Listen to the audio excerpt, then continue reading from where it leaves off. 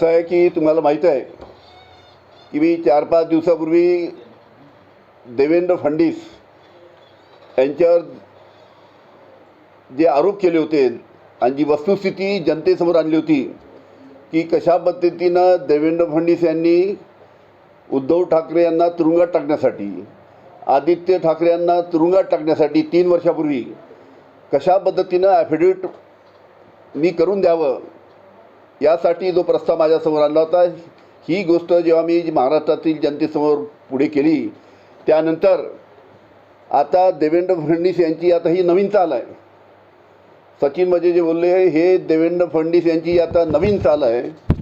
देवेंद्र फडणवीस यांना बहुतेक माहीत नाही की मुंबई हायकोर्टने, हा मुंबई हायकोर्टचा आदेश आहे, मुंबई हायकोर्टने सचिन मजेबद्दल बोलताना हे सांगितलं आहे की सचिन मजे हा गुन्हेगारी प्रवृत्तीचा व्यक्ती आहे.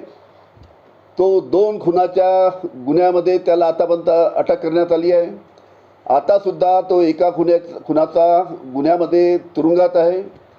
त्याची गुन्हेगारी प्रवृत्तीची पार्श्वभूमी आहे सचिन मजेची. आणि हा सचिन मजे हा याच्यावर विश्वास ठेवण्यालायक व्यक्ती नाही असं हायकोर्टाने म्हटलं आहे. याच्या कोणत्याही स्टेटमेंटवर, याच्या कोणत्याही बयानावर, सचिन मजेच्या कोणत्याही बयानावर विश्वास ठेवण्यालायक हा व्यक्ती नाही, त्याच्या बयानावर विश्वास ठेवता येत नाही असं हायकोर्टाने म्हटलं आहे. आणि अशा या गुन्हेगारी प्रवृत्तीच्या सचिन मजेला हाताशी धरून देवेंद्र फडणवीस माझ्यावर सचिन मजेच्या माध्यमातून आरोप लावत आहेत.